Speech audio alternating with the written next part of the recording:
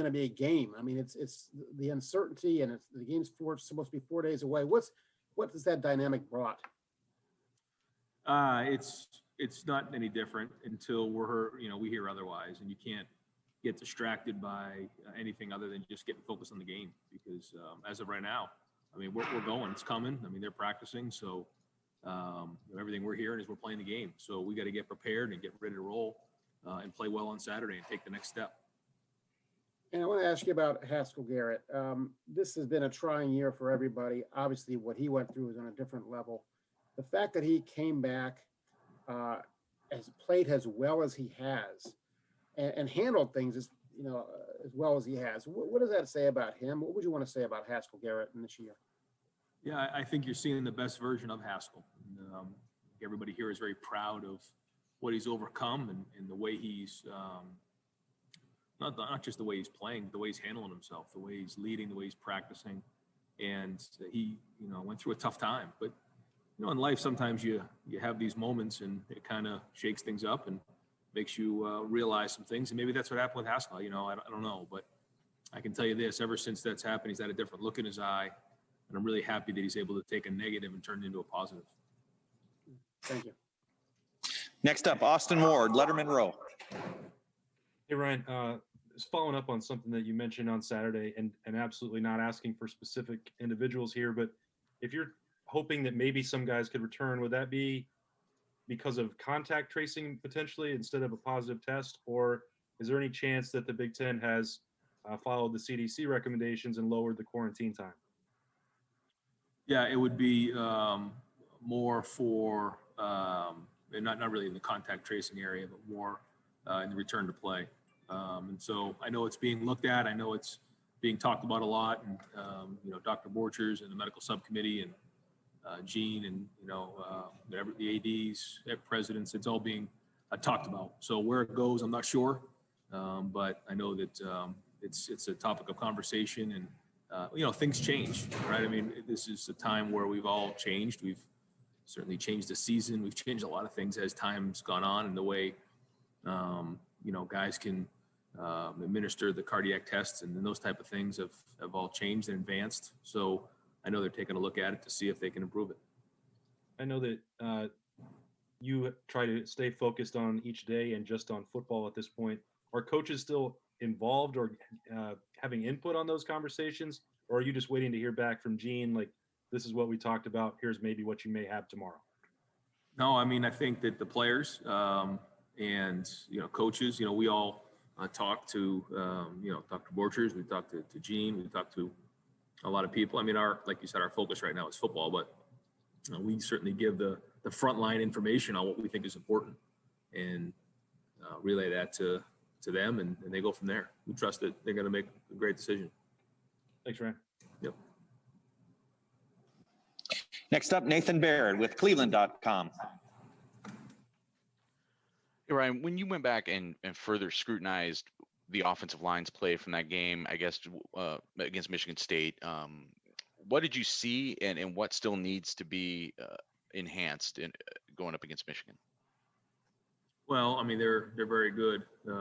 They always have been. They give a lot of different looks and change up the different fronts that you're going to see and those type of things. And more importantly, they play really hard, and again, always have. So that's going to be a challenge. And they have some really good players up there. Obviously, Kwity Paye is one of the best defensive linemen in the country. So it's going to be a major challenge. Well, we saw them compete for the first time being out there. They did some good things, a lot of things to improve on, but overall they competed. But now they're on film, and now it gets harder. Guys have film to study on you, and you kind of know what to expect a little bit more. So we'll keep looking at it. We have a lot of stuff to clean up. Certainly the snaps was an issue, and got to get that fixed. But new challenge this week, and we just got to now show consistency there. When Justin had to leave the game briefly there early against Michigan State, you went to CJ there. Is that who we should expect to see in that situation the next time? We'll see how this week goes. It's kind of been something we've looked at week to week, and I thought he did a good job when he went in there. Jack did a good job last time he was in there, and the more reps we can get those guys, obviously the better that they're going to get. Next up, Angelique Shengalis from the Detroit News. Angelique? Ryan, I was just wondering, how are you communicating with Michigan on this game? And are you talking to Harbaugh? Is it Gene and Ward? How are you keeping lines open on this? Thank you. Yeah, sure. No, I leave that up to Gene. Let Gene kind of, give me any kind of update that might come by. And what's the for us- latest update you've got from Michigan? Yeah, just that the game is on and they're practicing, and so we're just going to move forward to here otherwise. Next up, Tony Girdman, Buckeye Scoop. Ryan, what is your favorite thing about the rivalry? I just think what it means to so many people throughout the country, but more importantly throughout Ohio. I learned that early on, and I just take that very, very seriously, that it's a way of life, it's their identity, it's who they are. And for a whole year after this game, when they walk by and see somebody on the other side, they think about this game. And I understand what that's like, growing up where I did. And when they put that block on their chest or their on a hat or something like that, and they put their flag up in on their house or whatever it might be, it matters to them. And this game is where it all starts. And that's the number one thing when you come to Ohio State. I tell recruits that the number one job is to beat the team up north. And if we can do that, then the rest of the things fall in line. But this is it. It's all about this game. And the best way to respect this rivalry is to work it every day during the year. Think about it all the time, and do a great job preparing. So that's what we're doing right now. And with that being said, I know you guys are focused on this game. Is Gene working possibly on a replacement game, just in case? Do you know? I try not to get involved with those conversations. I know that he's on the phone constantly, trying to figure out what's best. And he's done an unbelievable job of being flexible and trying to figure out different ways to adjust as this has gone on this whole season. So we know that things can take a right-hand turn quickly, but all we're doing right now is just focusing on it. And I'll just wait for Gene to give me updates. Thanks. All right, folks, I'm not going to be able to keep Ryan the entire 30 minutes this time. We're going to cut it a little bit short, but we're still going to go ahead with some questions. If we could limit it to one question per individual, that would be great. Next up, Mitch Stacy with the Associated Press. Hey, Ryan, if you lose this game on Saturday, should you still be able to play for a Big Ten championship?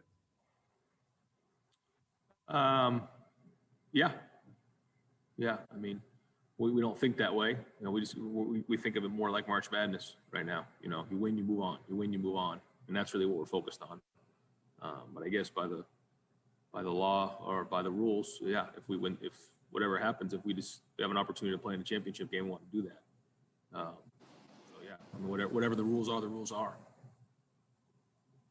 Okay. Next up, Adam Rittenberg, ESPN.com. Adam? Yeah, Ryan, I just wanted to kind of know where you feel like your team's improved the most, even though this season's been so choppy, with stopping and starting with games, only having a handful of games. Yeah, it's a good question. I don't really know the answer to that, other than we've played 5 games, and so we wouldn't even be halfway through the season. We'd probably be in the middle, I guess, October or somewhere in there. So it's bizarre that way. We just haven't played a lot of football. So what have we most improved on? I just think it's overcoming all the adversity and the emotional roller coasters and the leadership and the character and resilience that has gone on this season, because a lot of people have gone through it. But just to see the way that the teams responded to it has been tremendous. And I think the maturity is really where we've seen it. On the field, I don't know yet. I mean, we're still growing. We're still trying to figure out what kind of team we have here. And I still don't think we played our best game yet. I mean, we missed 5 starters last week. So it's just been one of those years where things have, I guess, no, not one of those years. It's been a strange year. And we're just going to try to figure out who's available this week, figure out, what the game plan is going to be, and just try to keep growing and get better, and then try to continue to build depth. Next up, Doug Maurice, Cleveland.com. Ryan, there's so much going on. I know could ask a million questions. I just want to ask a specific guy. Luke Farrell is an Ohio kid. I know you guys have said, it seems like you just have felt good about the tight end room all year.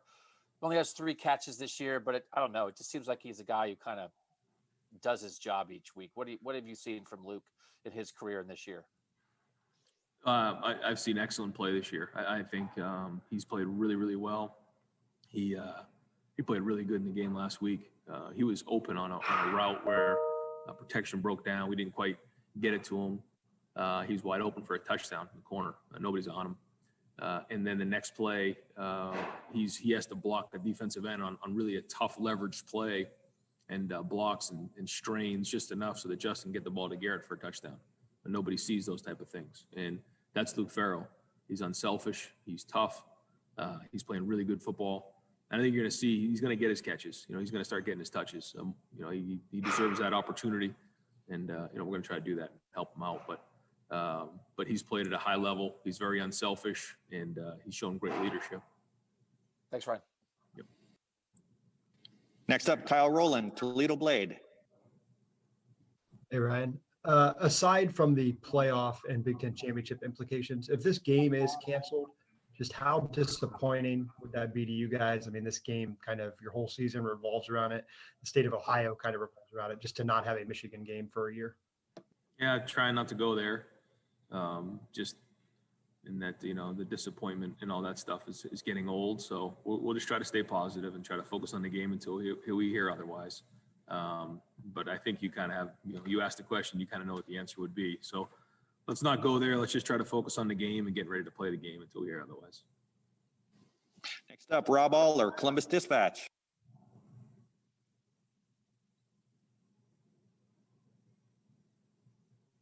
Is he on mute? I can't quite hear him. Rob, you there?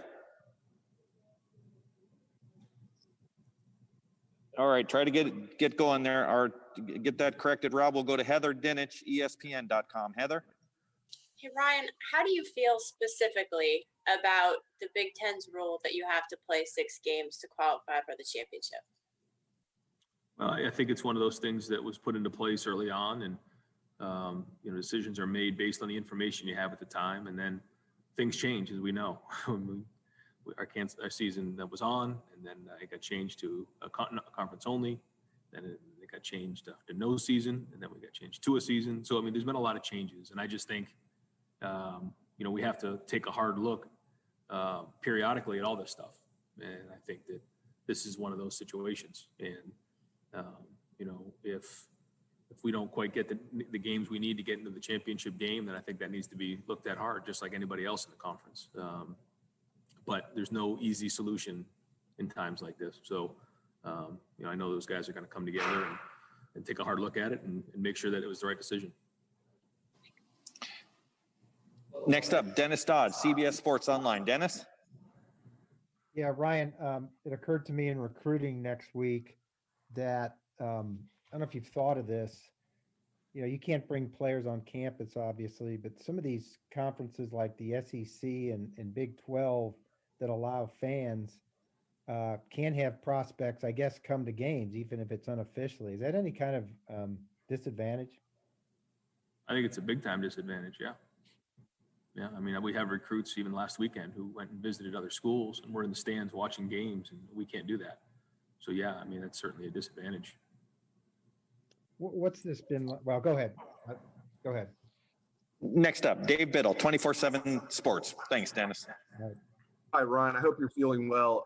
DeJuan Jones seemed to play really well. Is he going to be a tough guy to kind of keep off the field moving forward? And just a quick follow-up, you've touched on this a little bit. Do you feel like there's a chance your numbers on the O-line could be a little better this weekend? Yeah, thanks, Dave. I think DeJuan, if he continues to play the way he's playing, he deserves to play. That was a good start. Now he's got to show consistency and have a good week of practice, but played well, and now we'll kind of see where he goes. He's got to be able to play consistently. He flashes. Consistency is critical. And, in the O-line, we'll see. We'll just see as the week goes on. But we're hoping to, as time goes on here, start to, piece back together that O-line. Thanks, Ryan. Next up, Rob Aller, Columbus Dispatch.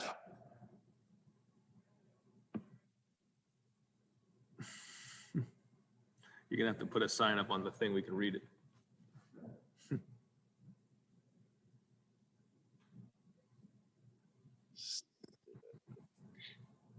You want to text the message to us, Rob? Next up, Dom Taberi, WBNS TV. Dom? Hey, Coach, how you doing? Good, bro. 30-point favorite you guys are. I don't think I've ever seen that in this rivalry game. Just your thoughts on that. And then when you look at Michigan, what do you see when you see them, Coach? Yeah, I mean, as you know, in this rivalry game, you throw all the records out. I mean, there's no rules. And so, that is what it is. We got to go play this game. This is a team who, has really good talent. They have really good coaches. And, maybe they haven't played their best ball this year yet either. Hasn't been a very long season. So, I mean, we're midway through this thing where typically we have 12 games or 11 games to go upon leading into this game. This is just so different. It's like playing them at mid-year. And so there's just, you don't know. And they flash, they've done some really good things. And so we gotta be ready to play. We gotta show up. We gotta play physical. We gotta start executing better than we have been if we want to, beat a team like these guys. And so as we start getting into more and more of these games in the postseason, like this is a postseason game to me. This is a playoff game right here, and we got to go start executing at a higher level than we've been. And if we do that, good things are going to happen. Good news is we've been playing with energy. We've been playing with some toughness. Now we just got to, really improve this execution. Just time for a couple more. Next up, Clay Hall, WSYX. Clay. Hey, Coach, good to see you. Does it still stick in your craw that some comment that Coach Harbaugh made this summer, kind of jumping into your business, and your supposed reply was, "We'll hang 100 on them." Does that come around this week? I mean, that was all back in the summer, and now it's all about right now. It's about focusing on what's important, and this is all about, for us, it's about trying to learn, like, how good are we really going to be, and so there's so many things that come in and distractions and things that happen when you get into this type of game. But for us, we just have to focus on getting better at practice. And so there's going to be a lot of things that are said here and there, but we just got to go find a way to win the game. And that's all that matters. And there's certainly there's a lot of competitiveness that goes into this game, but at the end of the day, we just got to do a great job in practice this week, put a good game plan together, and go play really hard on Saturday. And that's all that matters. Thank you, sir. Next up, Dan Hope, 11 Warriors. Dan. Hey, Ryan, I know with, senior day coming up this week, you guys kind of have a unique situation with, guys getting an extra year of eligibility. Does that factor in at all to who's honored during senior day on Saturday? Yeah, but when we went through the list, it really wasn't that much of an issue. There was a couple guys that decided they wanted to, a couple guys that decided they didn't.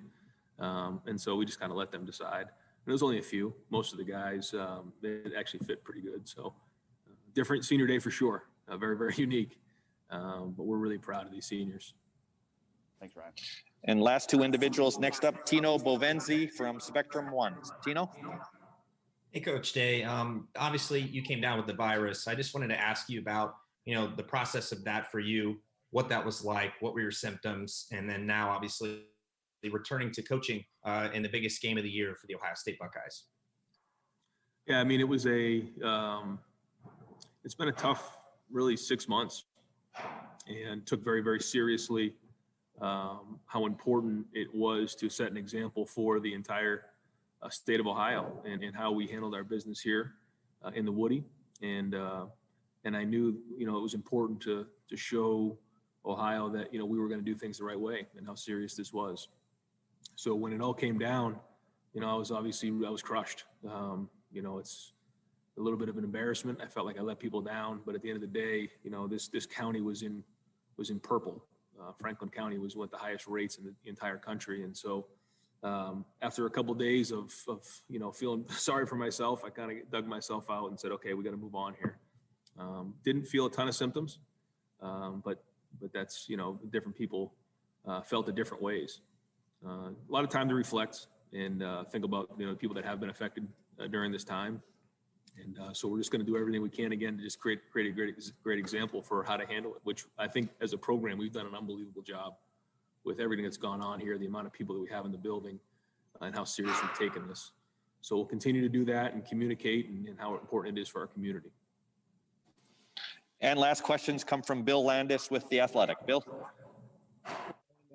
Looking at your run game, the last two games seemed like the Michigan State game was a lot of downhill stuff, and the Indiana game, you were hitting them pretty good with some more outside stuff. I'm just wondering how you feel about the variety you guys have there in the run game, how you think it's been building. I know you've only played 5 games, and whether the fact that you had to work in some offensive linemen might complicate that at all. Yeah, we have different ways to attack week in and week out, and we try to make sure we have ways to go inside, outside, and have enough of change up so that we can keep them on their heels. And then you like to kind of keep calling the ones that work, and based on who you're playing, sometimes you favor one thing more than another. But I think the O-line and the running backs, the tight ends have gotten to a good rhythm of how we're trying to attack teams. And so we'll just keep trying to diversify the run game the best we can and keep it going, because I think the last couple of weeks we're building some momentum there. Thanks. Coach, thank you so much for your time, and we'll see you on Thursday. Have a great week until then. Thanks, guys. All right, folks, we might have a little maybe a 10-minute break here. We'll have a few more players still on the call on the Zoom here this afternoon. What time is it right now? Even 12:50. I think we should have someone about 1 o'clock. So just hang in there, and we'll get someone here just as soon as possible. Thanks, everyone. Thanks for your understanding with Coach Day's time today as well. Really appreciate it.